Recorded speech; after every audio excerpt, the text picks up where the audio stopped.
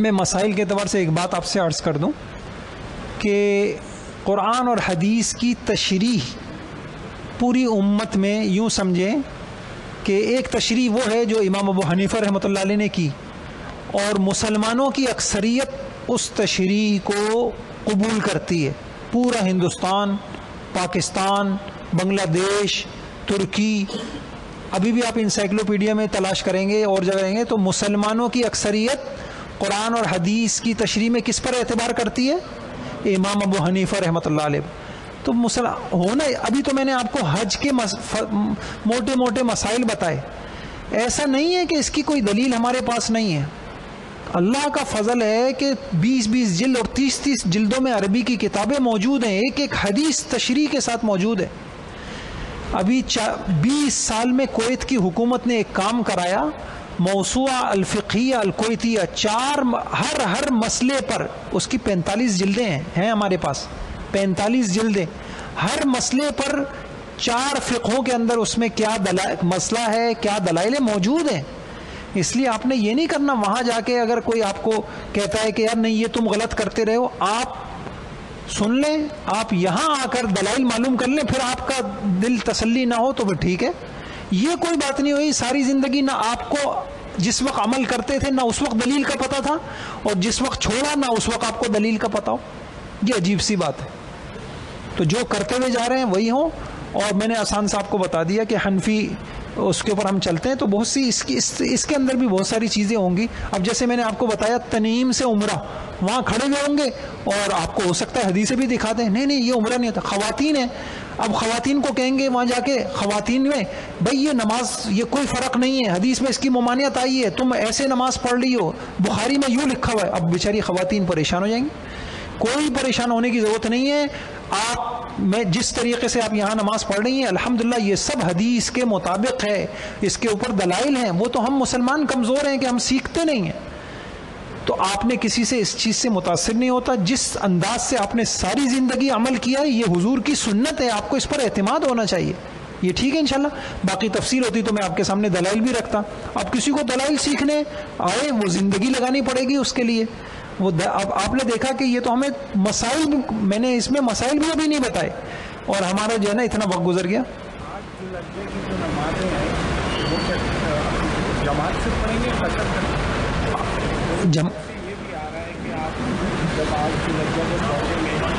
ایک منٹ میں فارغ ہو جاؤں پھر میں مسائل کی طرف آتا ہوں. ٹھیک ہے یہ ہو گیا جی، ختم ہو گیا.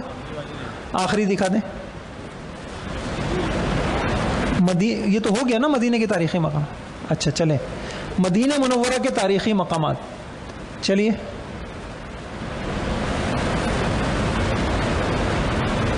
چلیں.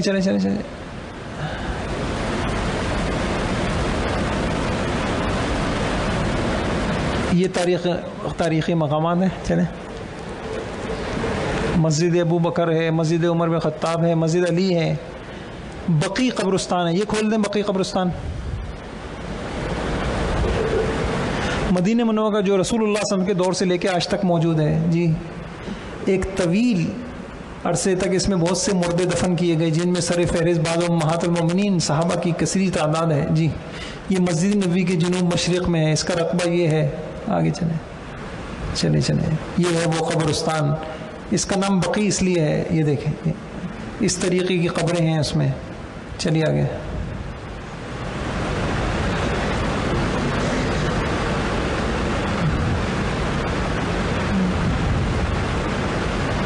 چلیں بس ٹھیک ہے. چلیں لائٹ کھولے. میں تھوڑا سا ایک بات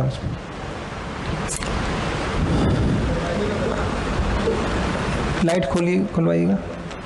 میں 2-4 اہم چیزیں آپ کو بتا دوں جو حاجی بہت یہ والی کھلوا دیں. ایک مسئلہ میں اچھا جو حضرات بیٹھنا چاہیں بیٹھیں، جو جانا چاہیں وہ جا سکتے ہیں. پہلے میں ایک عمومی مسئلہ بتا دوں جو ہر دو حاجی ادھر توجہ کر لیں جی، ادھر توجہ کر لیں، ادھر توجہ. ایک مسئلہ ہے حاجی اور قربانی. ہر دوسرا حاجی ایک سوال کر رہا ہوتا ہے کہ کتنی قربانی کریں. تو ایک تو میں نے آپ کو کہا تھا کہ ایسے مسائل جو بہت کثرت سے ہوتے ہیں ہم نے اس کی پوسٹیں بنائی ہیں وہ انشاءاللہ آپ کو بھیج دیں گے، آپ اس کو پڑھ بھی سکتے ہیں، سن بھی سکتے ہیں. لیکن بہرحال ایک بات سمجھ لیجئے کہ 3 قسم کے حج آپ نے پڑھے، تمتع، قران اور افراد. ان میں سے تمتع کرنے والوں کے اوپر قربانی ضروری ہوتی ہے. یہ حج کا ایک عمل ہے، جیسے وقوف عرفہ حج کا ایک عمل ہے، ایسے ہی قربانی بھی کیا ہے. اور یہ قربانی آپ کو کہاں کب کرنی ہوگی ہے میں نے آپ کو ابھی بتا دیا. 10 ذی الحجہ کو جب آپ رمی کر لیں گے، پھر قربانی کریں گے، پھر حلق کریں گے. اور کہاں کرنی ہوگی؟ وہیں کرنی ہوگی، یہ قربانی یہاں نہیں ہوگی. دوسری بات سمجھ لیں، ایک ہے وہ قربانی جو یہاں آپ کرتے تھے، تو اس کے لیے شرط یہ ہے کہ جس کے پاس نصاب کے بقدر رقم موجود ہے اور وہ مکہ مکرمہ میں مقیم ہو. مقیم کس کو کہتے ہیں؟ یعنی مکہ مکرمہ پہنچ کر 15 دن یا زیادہ ٹھہرنے کی نیت ہو، اور 8 ذی الحجہ کو منی روانہ سے ہونے سے پہلے آپ کو 15 دن مکمل ہو گئے ہوں. 8 ذی الحجہ کو جب آپ منی کے لیے جا رہے ہیں، اس سے پہلے آپ کے کتنے دن ہو چکے ہوں، تو آپ مقیم سمجھے جائیں گے.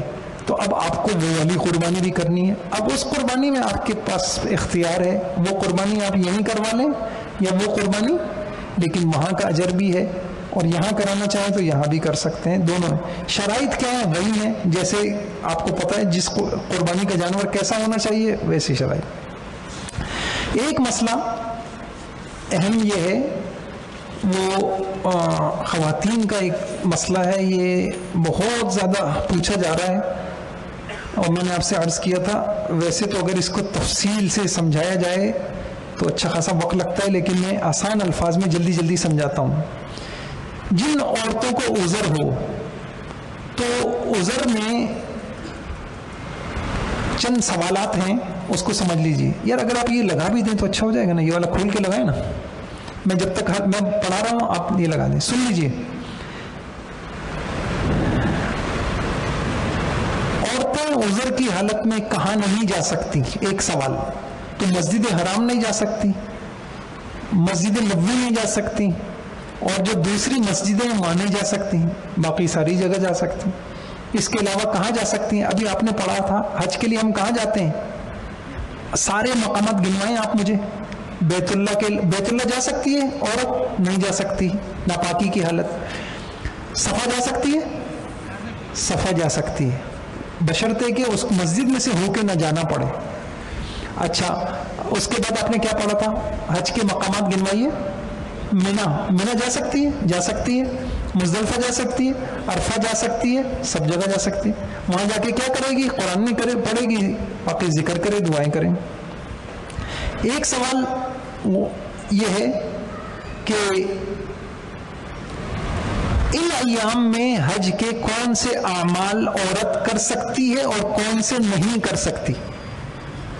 تو ترتیب سے ویسے میں نے آپ کو بتا دیا تھا. احرام کا جو غسل ہوتا ہے وہ کر سکتی ہے، آپ بتاتے رہے نا، کر سکتی ہے. احرام کے غسل کے بعد جو 2 نفل پڑھے جا سکتے ہیں وہ پڑھ سکتی ہے، وہ نہیں پڑھے گی. اچھا، اس نفل کے بعد تلبیہ پڑھ سکتی ہے، تلبیہ پڑھے گی اور سفر کرے گی. اس کے بعد طواف کر سکتی ہے؟ نہیں، طواف نہیں کرے گی. کیوں کہ طواف کہاں ہوتا ہے؟ بیت اللہ میں ہوگا. جب طواف نہیں ہوگا تو سعی بھی نہیں ہوگی. اچھا، اب ایک اہم سوال ہے، اس کو سمجھ لیں. وہ سوال یہ ہے کہ اگر ایک عورت یہاں سے گئی اور پاکی کے ایام نہیں ہیں تو اب وہ کیا کرے؟ احرام تو باندھے گی، کیونکہ اگر احرام کے بغیر باندھے بغیر میقات سے گزر جائے گی تو کیا لازم آئے گا؟ دم. احرام تو باندھ لیا، اب جو محرم ہے وہ تو جا کے طواف کر لیں گے. یہ کیا کرے گی؟ طواف تو کر نہیں سکتی. اچھا، جب طواف نہیں کر سکتی تو انتظار کرے گی. اگر حج کے 8 تاریخ آنے سے پہلے پاک ہو جاتی ہیں بہت اچھی بات ہے، تو یہ کیا کر لیں گی؟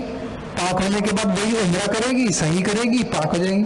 لیکن بالفرض غور سے سنیے گا، اگر 8 ذی الحجہ کا دن آ گیا اور یہ ابھی تک پاکی کے ایام نہیں آئے، عذر زائل نہیں ہوا، اب کیا کرے؟ اب سن لیجئے، چند کام کرنے ہیں. پہلا کام، عمرہ ختم کر دینے کی نیت سے سر میں کنگھی کر لے، اور اس کے بعد عمرہ ختم کرنے کی نیت سے سر میں کنگھی کر لے. اس سر میں کنگھی جب کی تو وہ عمرے کا احرام ختم ہو گیا. اب کیا کرے؟ حج کا احرام باندھے. کیسے باندھے؟ اسی ترتیب سے باندھے. دوسرا کام حج کا احرام باندھے. حج کا احرام باندھنے کے بعد کیا کرے؟ وہی سارے کام ہے. حج میں تو کوئی مسئلہ نہیں ہے. مینا جائے, مزدلفہ جائے, عرفات جائے, رمی کرے, قربانی کرے. پھر جب پاک ہو جائے تو پھر اب ان کو ایک کام کرنا پڑے گا. وہ جو میں نے ابھی آپ کو دکھایا مسجد عائشہ, تنعیم سے جا کر ایک عمرہ قضا کرے, اور نمبر 4 کفارے کے طور پہ ایک دم دے دے. بس ختم بات. آسان ہو گیا. دوبارہ عرض کر دوں, یہ واضح ہو گیا؟ یہ ہو گیا. اچھا, اس میں ایک مسئلہ اور ہے کہ ایک خاتون یہاں سے گئی اور عذر ہو گیا, اور ان کو پھر مدینے جانا ہے حج سے پہلے. اب کیا کرے؟ کوئی مسئلہ نہیں ہے, اسی حالت میں مدینے چلا جائے. اب مدینے میں اگر پاک ہو جاتی ہیں تو بہت اچھی بات, اور اگر نہیں ہوتی, اب ذرا ایک بات ہے, عام لوگ تو جب مدینے سے آئیں گے تو وہ تو مدینے سے جب آئیں گے تو احرام باندھتے نہیں باندھتے؟ احرام باندھنا ہوتا ہے, یہ نہیں باندھیں گے. اگر یہ پاک نہیں, ان کا احرام یہیں سے وہی احرام چلتا رہے گا اسی طریقے سے. یہ آ جائیں گی, آگے وہی احکام ہے. اگر حج سے پہلے پاک ہو گئی تو ٹھیک, نہیں ہوئی تو کنگھی کر کے اپنے عمرے کے احرام سے نکلیں, حج کا احرام باندھیں, اور پھر اس کے بعد کیا کریں؟ حج کریں. پھر جب پاک ہو جائیں تو قضاء کے اندر ایک عمرہ کریں اور ایک دم دے دیں. بس یہ ایک مسئلہ اور سن لیں. سب سے خطرناک مسئلہ وہ ہے طواف زیارت. طواف زیارت فرض ہے, اور آپ نے پڑھ لیا کہ اگر طواف زیارت نہ کریں تو ازدواجی تعلق جائز ہوتا ہے. یہ ازدواجی تعلق, یہ خواتین جو سیکھ کے نہیں جا رہی ہیں, اتنے بڑے مسائل ہیں, وہ طواف زیارت چھوڑ کے آ جاتی ہیں کہ ہم تو پاک ہی نہیں تھے, ہم کیا کرتے طواف زیارت کرنے سے. اب مجھے بتائیں کتنا خطرناک مسئلہ ہے. اس کو سمجھ لیں, اس کو سمجھ لیں اچھی طریقے سے. طواف زیارت کے 3 دنوں میں اگر, اور طواف زیارت کتنے دن ہوتا ہے؟ 3 دن ہوتا ہے, 10, 11, 12. ان 3 دنوں میں پاکی کا اتنا وقت عورت کو ملا, چاہے بالکل شروع میں ملا یا بالکل آخر میں ملا, کہ وہ پورا طواف زیارت یا کم از کم 4 چکر کر سکتی ہے, تو عورت کو چاہیے کہ فوراً کر لے, 4 چکر بھی کر لے. اچھا, اور اگر 12 ذی الحجہ کا غروب ہو گیا اور عورت پاک نہ ہونے کی وجہ سے طواف زیارت نہ کر سکی تو کوئی مسئلہ نہیں. واپسی سے پہلے, مردوں کے لیے تو یہ وقت متعین ہے. عورت کو اگر ان ایام کے اندر پاک نہیں تھی تو جب پاک ہو جائے آنے سے پہلے کر لے. لیکن اب ایک اہم مسئلہ ہے, اچھا عورت کو تاخیر کی وجہ سے دم نہیں ہوگا, اگر مرد طواف زیارت مؤخر کر دیں تو دم آئے گا.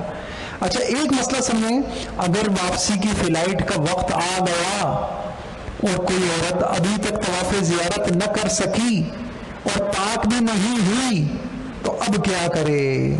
تو اب احکام تھوڑے سے اہم ہیں, اس کو سمجھ لیں.